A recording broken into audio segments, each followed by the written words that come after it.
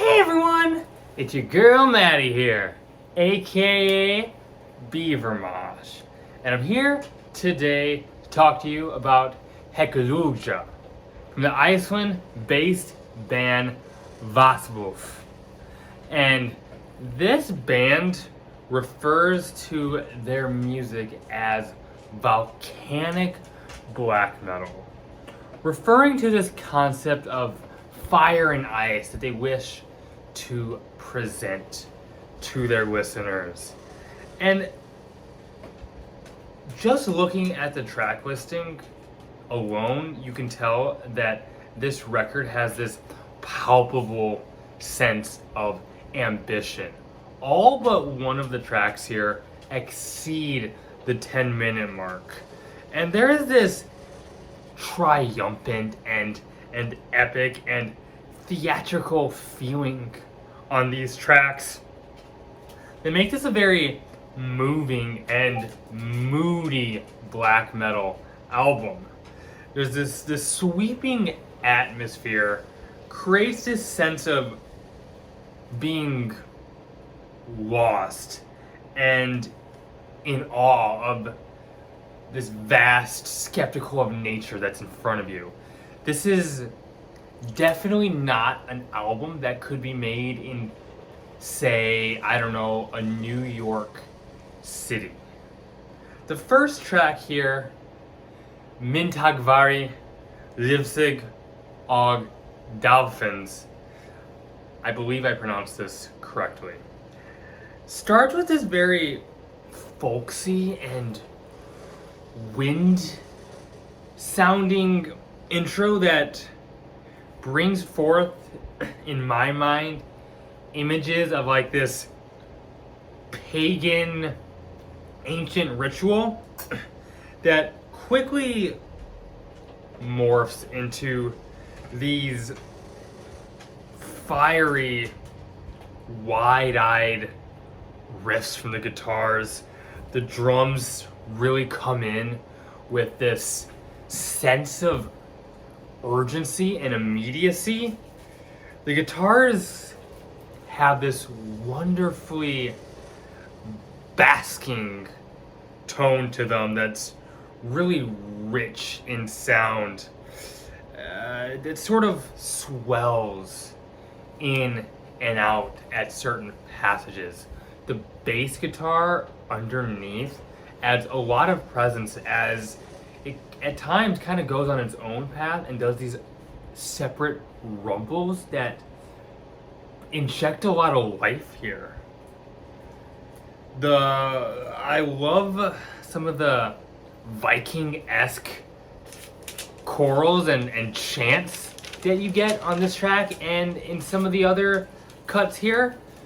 The harsh vocals on this track have this real warrior coming home from a quest sort of aesthetic to it, and vibe and sound. I'm just kind of floored continuously by how the various instrumental tracks are layered on this thing. These tracks sort of build on top of each other gradually with so much vivid detail and clarity to be found. You can kind of pick which instrument to focus in on, and you can kind of switch with repeat listens, and what you're going to find is they're all simultaneously doing something very interesting independent of the other tracks, but while doing that also keeping this laser focus on the together chemistry. It's really impressive and really fun to kind of sink into. The track just seems to continuously build and become more dense, and it's just becomes more increasingly captivating for you. Around the second half of this track too, you get these phenomenal guitar leads. They seem to kind of zigzag and explore and fly around with so much ecstasy and abandon. It's just fucking knocks me out every time and at every corner here. The lead work here, it really has you need to take note of it. On the next track, On Og Astrifa, you get these bewitching, slowly picked guitars. That nest, these also very patient swells. You get these very skeletal drum patterns, and this sort of delayed vocal delivery. It's really interesting how the vocalist presents themselves on this particular cut. The whole first half of this track is enchanting and intriguing, and just how sparse but how mystifying it really is. You get these little guitar flourishes that gradually get introduced and replace some motifs as they come in, and that continuously happens, and it gets more and more dramatic as this process unfolds until you reach this climax of these illustrious and smoking full-on forced passages. But that's also up until a point only, to where this thing feels like it's hitting a peak, only to be brought back down again to this brighter, groovier sort of segue section. And that's again until you are suddenly jolted back in to this monstrous, full intensity, cinematic, till the end piece with these very gorgeous chantings coming in again. The way the band so comfortably switches between different dynamics is insanely impressive, and the band's composition knack here with its diversity is really phenomenal. Astra Sigurdsson, I believe. I'm trying my best. I am not a native speaker of Icelandic, unfortunately. Starts with undoubtedly the most jovial and bright passages on the whole album.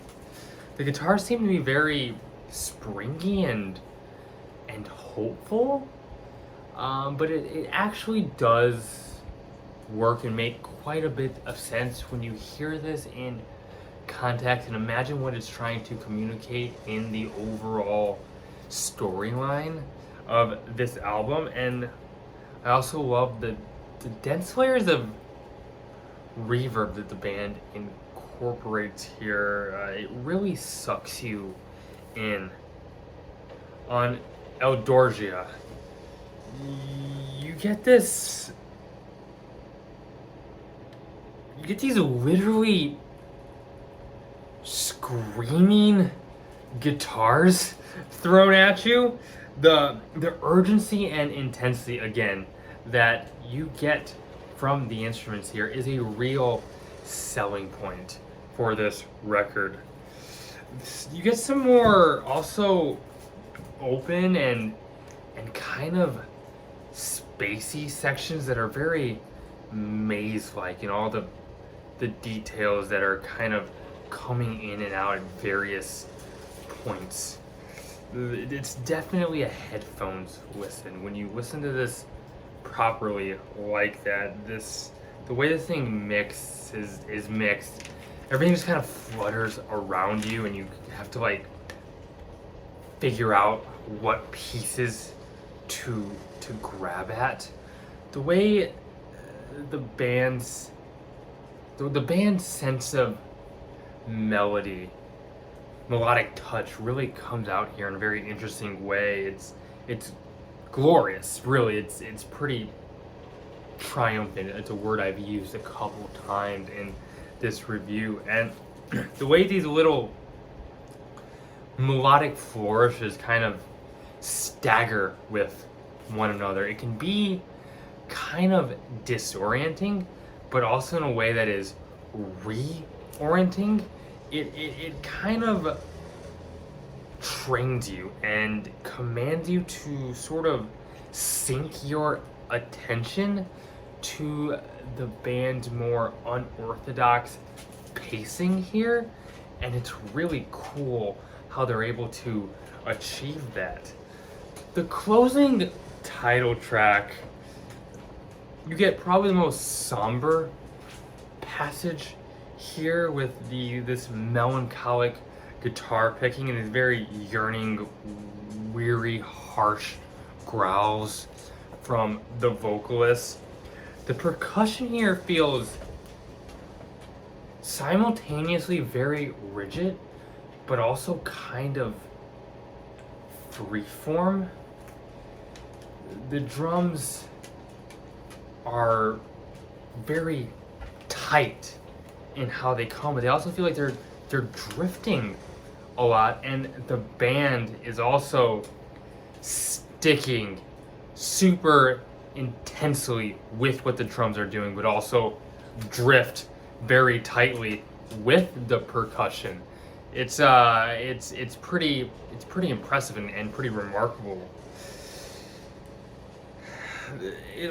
This whole track feels like it's like you're in communion with the mountains, and I think that is exactly what the band is going for and wants you to experience with this record.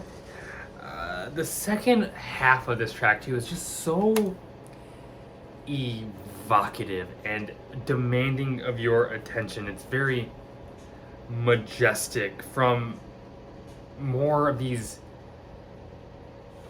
very pronounced chants, the very fiery guitars, to the triumphant and rolling drum fills. It's just very grandiose. It's something to be experienced. This album is just so well constructed, and it sounds gigantic without sacrificing or sounding overly polished, which is sometimes when bands go for something that is meant to feel this way, sometimes they end up doing, which is a shame, but it's also a hard sweet spot to find. There's just so many jaw-dropping moments here to behold that justify this record's length at over an hour long. So much attention to the interplay and the communication between the different instruments. It's like I said, it's kind of something that really initially got me so invested in this record. And it just sounds good. The production here is it really brings out the nuances here. But while it does sound at times more on the theatrical and sometimes brighter and melodic side, it does maintain, this might be a relief for some people when hearing me talk about this record, it does maintain a very visceral harshness as well. This is a record that I highly recommend that has come out in a week, and I tweeted about this, that seems super stacked with black metal. It just seems like quietly this week has seen so many great releases that I'm kind of overwhelmed and I don't know if I can talk to you about them all, even though I want to. Just throwing that thought out there. But in terms of this record, those are my thoughts. If you enjoyed this video, please consider hitting that like button. If you want to be notified of what I do next, it would mean the world to me to see you subscribe. Leave a comment if you have any thoughts. I love interacting with those and I love reading those. I mentioned I have a Twitter you can follow. The link to that is in the bio of this YouTube channel. Hey, keep it metal. Keep it metal, my friends. My name is Maddie, aka Beavermosh. Signing off.